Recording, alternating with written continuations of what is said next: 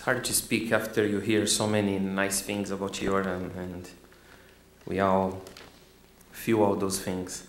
But I'd like to start by mentioning something that you all know very well, how international Yoram was and how he touched many people in many places. We all have been following this blog with our hearts for the last week or so, and it's been very hard. But we are not alone, you know.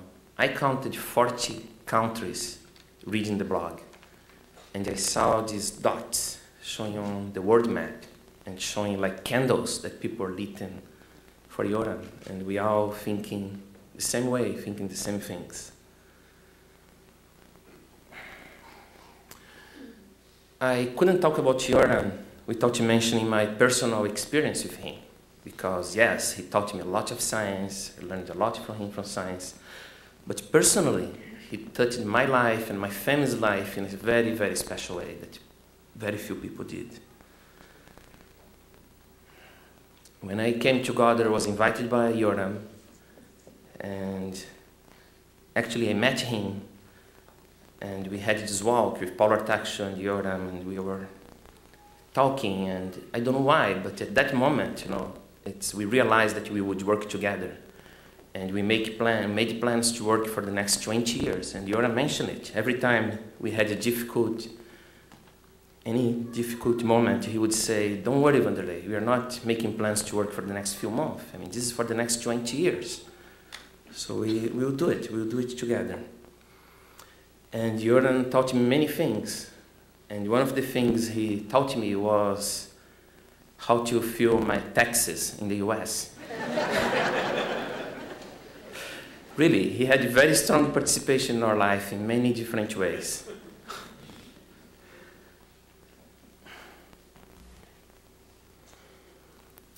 So I really feel very, very lucky of having worked with Yoram these many years. And he had all these ideas, you know, you all knew him, and he had all this creativity and all these ideas, all these new things he had in mind. But he was there to hear our ideas. He was always listening to my ideas and say, "Vanderlei, what a great idea, what a great idea." And we knew in our hearts that, I mean, he's the one who had, you know, all these ideas, but he was promoting us and he was trying to make us to get there. And he, as a boss, we never really considered Yoram as a boss because he wouldn't tell us what to do. He really would let creativity flow and let us do whatever we wanted. When he hired me, he said, "Okay, I want you to work 30% for me. I want you to work 30% for me in that show. And I want you 40% of the time, do whatever you want." In reality, 100% of the time, he let me do whatever I wanted. He really always let us do whatever we wanted. I asked my friends in Brazil and Yoram's friends in Brazil to, you know, what would they wanted to say. And for a Brazilian to say something in a situation like this is really, really hard. We would never say things in situations like this. But I knew they would say something, and I went home right before the ceremony because Brazilians would be late and they would send the email in the last minute. And there were the emails, so they were there, as expected. So we always...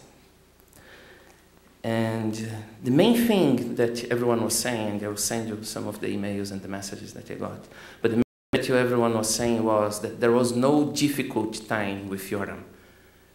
Really, it was always a pleasure to do everything we did with him and fight the battles we fought together. And the other thing everyone was saying in Brazil was he truly could talk the same way with an undergraduate student or a very simple person. And the minister who was there, or the military who was there asking questions, why to do this experiment this way or that way. So I would like to thank Yoram once again and ask him to please keep this journey with us forever.